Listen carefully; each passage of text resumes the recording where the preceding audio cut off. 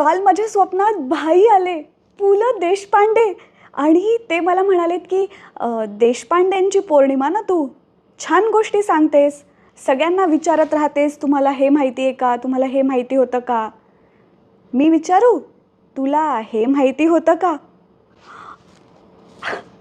सकाळी उठून सगळ्यात पहिले या गोष्टीवर मिळेल ती माहिती जमवायचा मी प्रयत्न केला. आणि हे सगळं करत असताना एक गोष्ट माझ्या लक्षात आली की 12 जून भाईंची पुण्यतिथी. हा योगायोग की काय मला नाही माहिती, पण ज्या गोष्टी मला कळल्या त्या मला तरी माहिती नव्हत्या, आणि म्हणूनच हा व्हिडिओ तुमच्याकरता. भारतामध्ये 1959 साली दूरदर्शनची स्थापना झाली दिल्लीला, आणि दूरदर्शनच्या या प्रवासात 2 व्यक्तींचा मोलाचा वाटा होता. पहिलं नाव वसंत मुळे आणि दुसरं नाव भाई आपले पु ल देशपांडे. या दोघांनी मिळून दूरदर्शनची स्थापना केली.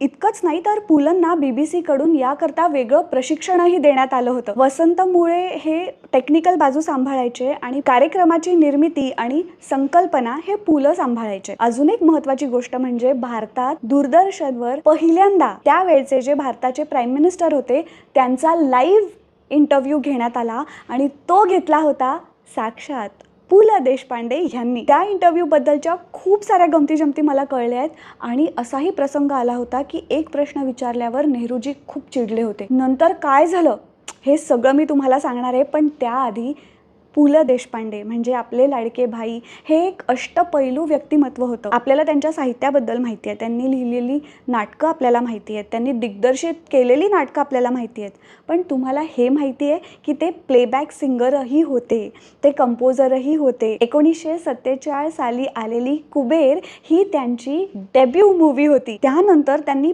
25 हिंदी आणि मराठी चित्रपटांमध्ये काम केलं. हे सगळं तर होतंच, पण भाईंना साहित्याचा जो वारसा मिळाला तो त्यांच्या आजोबांकडनं, म्हणजेच वामन दुभाषी यांच्याकडनं. भाईंचे आजोबा हे खूप प्रख्यात साहित्यिक होते आणि त्यांचे आणि रवींद्रनाथ टागोरांचे खूप जवळचे संबंध होते. एवढंच नाही तर रवींद्रनाथ टागोर यांनी लिहिलेला काव्यग्रंथ गीतांजली, या गीतांजली काव्यग्रंथाचा मराठीमध्ये अनुवाद केला तो भाईंच्या आजोबांनी, आणि त्याला नाव दिलं अभंग गीतांजली. हे तुम्हाला माहिती होतं का. आता वळूया त्या ऐतिहासिक मुलाखतीकडे. त्या इंटरव्ह्यूमध्ये काय झालं या गमती जमती मी दुसऱ्या व्हिडिओमध्ये सांगितलेले आहेत, त्याची लिंक कॉमेंट्समध्ये सुद्धा आहे. शिवाय माझ्या पेजवर सुद्धा तुम्हाला तो व्हिडिओ दिसेल. नाही मिळाली तर मला कॉमेंट करा, मी तुम्हाला तो व्हिडिओ पाठवते.